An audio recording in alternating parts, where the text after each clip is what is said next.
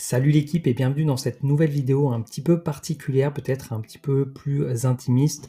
L'idée c'est de vous partager mon humble parcours dans l'investissement crypto de 2017 jusqu'à aujourd'hui. Pour chaque année, j'ai mis en avant une spécificité, qu'elle soit personnelle ou purement d'investisseur crypto. L'objectif c'est de vous partager un peu les différentes phases que j'ai pu connaître, les différentes phases dans un parcours d'investisseur, notamment au niveau des émotions et de la mise en place d'une stratégie. L'objectif pour vous, c'est que vous puissiez tirer profit en fait de ce partage d'expérience pour voir dans quelle mesure vous pouvez éviter notamment de faire certaines erreurs. Pour réussir en crypto, souvent en fait, il suffit d'éviter de faire des erreurs que quasiment tous les débutants font. Et même en ayant de l'expérience, on continue de faire des erreurs, on continue d'apprendre. Donc on apprend par soi-même, évidemment, c'est comme ça qu'on apprend le mieux, mais on apprend aussi au travers de l'expérience des autres. C'est pour ça qu'il est recommandé de se former, d'être accompagné, de lire des livres, bref, s'inspirer de personnes qui sont là où peut-être vous voudriez être aujourd'hui. Je vous dis ça en toute humilité, j'ai pas la prétention d'être le meilleur investisseur de France ou du monde, mais pour autant, je pense malgré tout que mon parcours, voilà, peut au travers de ce que je vais vous raconter, vous aider. Petit disclaimer obligatoire avant de commencer, cette vidéo ne constitue en aucun cas un conseil en investissement. Je vous partage simplement mon expérience et particulièrement du coup dans cette vidéo.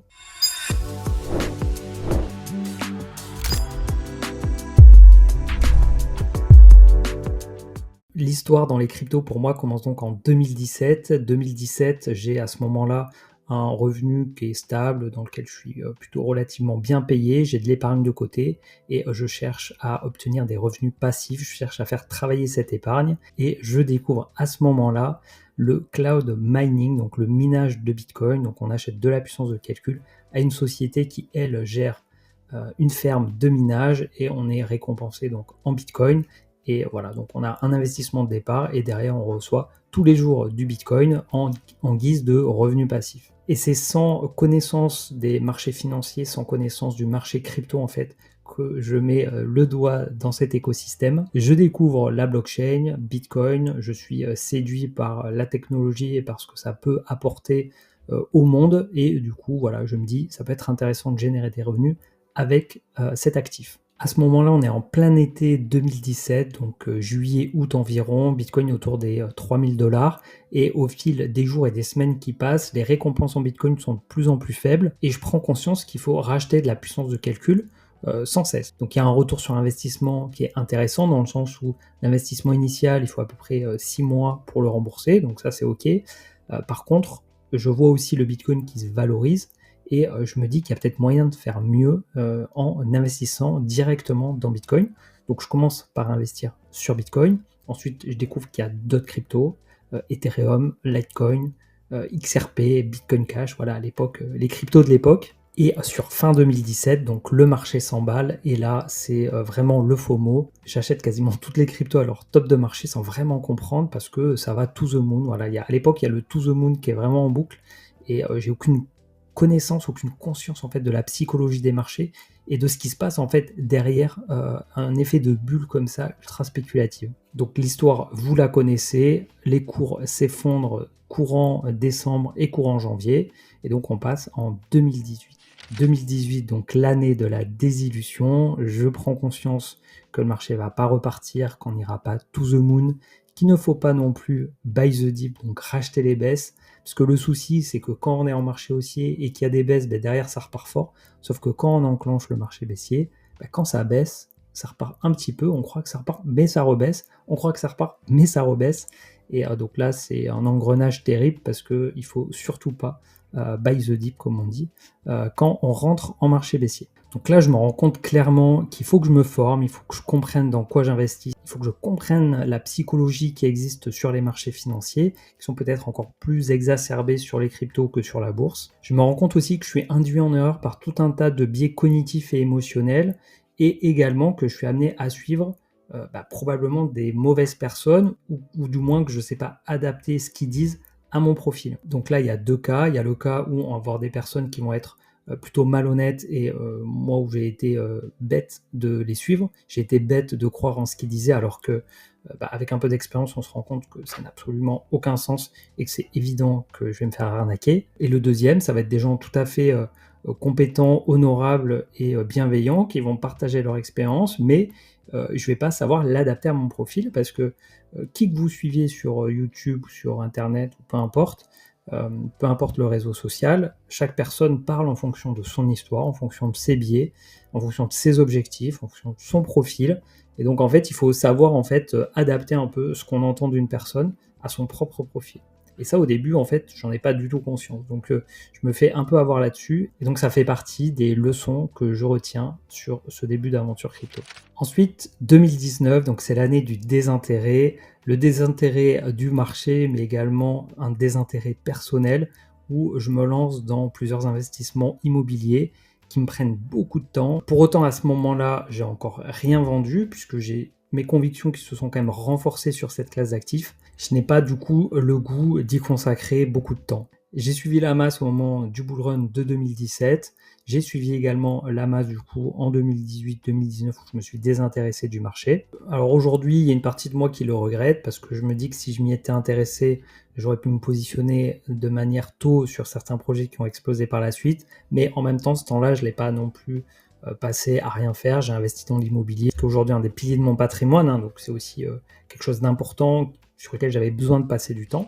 L'année 2020, c'est l'année du changement de vie, non pas que j'ai make it et que je suis devenu millionnaire crypto, tout simplement parce que je quitte mon CDI où j'ai été cadre pendant plusieurs années dans la grande distribution, je déménage. Donc ça a été un tournant important dans ma vie personnelle et professionnelle et je me remets un peu tardivement du coup dans les cryptos fin 2020. Donc là, l'enseignement sur 2020, c'est intéresse-toi au marché quand personne ne s'y intéresse et également surfe les nouvelles narratives parce qu'en 2020, il y a la DeFi qui est arrivée, les NFT, voilà, il y a eu vraiment des narratives qui ont été très porteuses et sur lesquelles il était hyper intéressant de se positionner.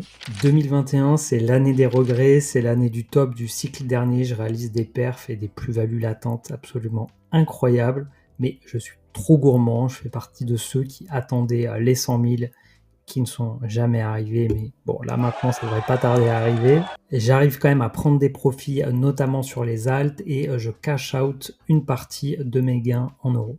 Les enseignements que je tire de 2021, donc évidemment, c'est d'être humble, de ne pas penser qu'on va être capable de timer le top de marché. C'est de ne pas viser trop haut. Ok, il faut viser haut, mais il ne faut pas viser non plus trop haut. Enfin, tous ceux qui sont à la recherche de x50, de x100, ok, c'est beau de rêver, c'est bien d'avoir cette ambition.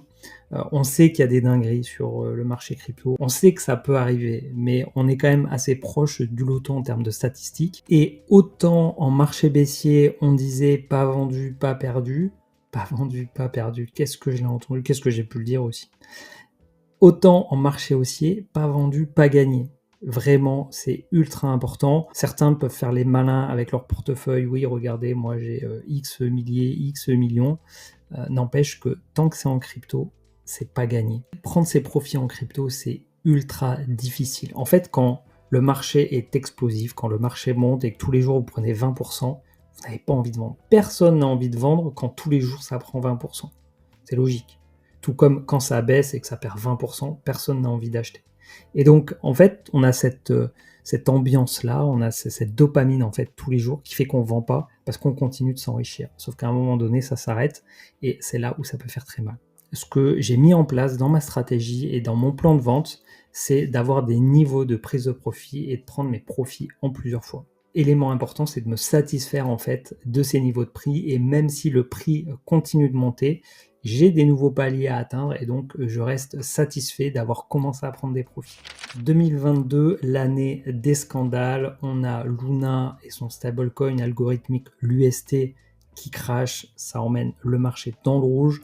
On a la faillite de Celsius, la faillite d'FTX, je parle particulièrement de ces deux-là puisque j'étais exposé dessus. Cette année-là, je me mets à fond dans la crypto, vraiment, je suis focus dessus. Je décide de créer du contenu parce que je considère que pour devenir un expert en fait dans un domaine, le mieux c'est de partager ses connaissances. C'est un moyen de vraiment bien ancrer en fait ses connaissances. Je lance la Crypto by Joe sur Instagram et petit à petit je me rends compte que j'apprends bien au-delà de la crypto, j'apprends sur la macroéconomie, j'apprends sur la monnaie, je découvre les taux d'intérêt de la Fed, je découvre le fonctionnement des banques centrales. Vraiment, 2022, c'est une année de prise de conscience de beaucoup de choses. J'ai vraiment adoré parce que j'ai eu beaucoup de tilt en fait, j'ai eu beaucoup comme des lumières qui s'allument où je me dis, waouh, en fait, ok, c'est comme ça que ça fonctionne. Alors, je suis encore très loin de tout connaître et je pense qu'il faut plus d'une vie pour tout comprendre. Et encore, il y a des choses qui sont vraiment trop complexes, imbriquées les unes dans les autres pour pouvoir comprendre tous les tenants et les aboutissants. Bref, l'année 2022, en termes d'enseignement, ça aurait été de ne pas faire confiance à des tiers et de détenir les clés privées de son portefeuille crypto. Ces clés privées étant bien évidemment aussi sécurisées. 2023 pour moi, c'est l'année de l'accompagnement. On est en reprise de marché haussier. Encore très peu de gens s'intéressent à la crypto. Je décide de créer une formation en ligne. Je fais ma première conférence sur l'investissement crypto lors d'un séminaire. En décembre, je décide de lancer du coup cette chaîne YouTube. L'enseignement sur 2023, c'est la satisfaction d'avoir pu établir une stratégie qui dépend de mon profil et de mes objectifs, d'avoir un plan en fait qui soit écrit, qui soit clair et qui me permette du coup d'investir sereinement. 2024, l'année de YouTube, je passe de 0 abonnés à bientôt 3000, donc merci beaucoup. À ceux qui me regardent, à ceux qui sont là depuis le début, merci beaucoup pour votre confiance. Merci beaucoup pour votre soutien. Franchement, je ne pensais pas que cette chaîne évoluerait aussi vite et je ne pensais pas que je prendrais autant de plaisir en fait à réaliser ces vidéos toutes les semaines. Et malgré parfois des commentaires dénigrants, des commentaires insultants, il y a beaucoup de bienveillance, j'ai beaucoup de messages de soutien. Franchement, merci infiniment pour la force que vous pouvez me donner dans vos commentaires. Concernant Bitcoin, c'est l'année du halving.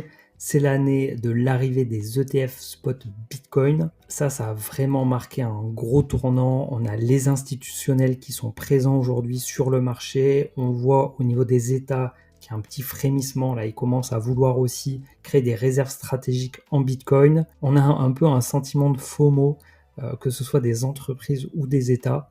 Et probablement très prochainement des particuliers pour investir dans Bitcoin.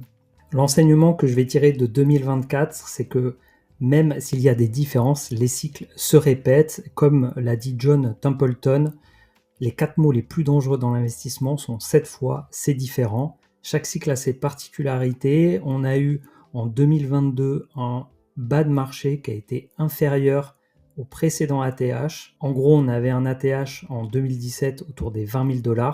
On se disait que c'était le seuil sous lequel Bitcoin ne pourrait pas aller lors du marché baissier en 2022. Il est descendu en dessous des 20 000 $ puisqu'il a été autour des 15 000 $. Ensuite, au mois de mars de cette année, on a eu Bitcoin qui a fait un nouvel ATH avant le halving, alors que ça n'était jamais arrivé. L'ATH se faisait toujours après le halving. Donc vous voyez, il y a ces petites, moyennes différences. Certains jugeront qu'elles sont grosses.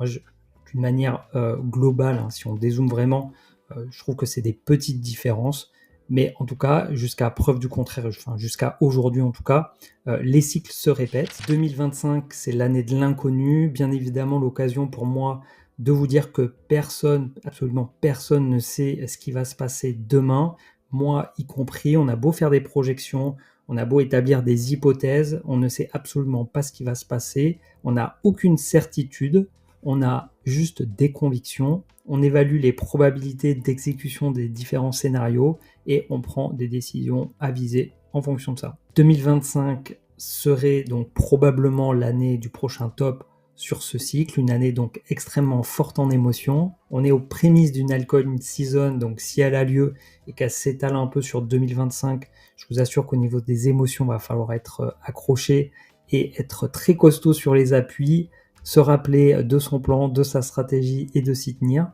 Ça, c'est valable également pour les personnes expérimentées qui pourraient un peu relâcher la pression en disant « moi, c'est bon, je sais comment ça marche, attention à ça ». En 2025, j'espère qu'on continuera ensemble de développer notre patrimoine financier au travers de l'investissement crypto. N'oubliez pas que quand vous prenez des profits, en face, il y a quelqu'un qui vous achète et qui investit en pensant lui aussi prendre des profits à son tour, et qu'à un moment donné, le marché se retournera et ça arrivera.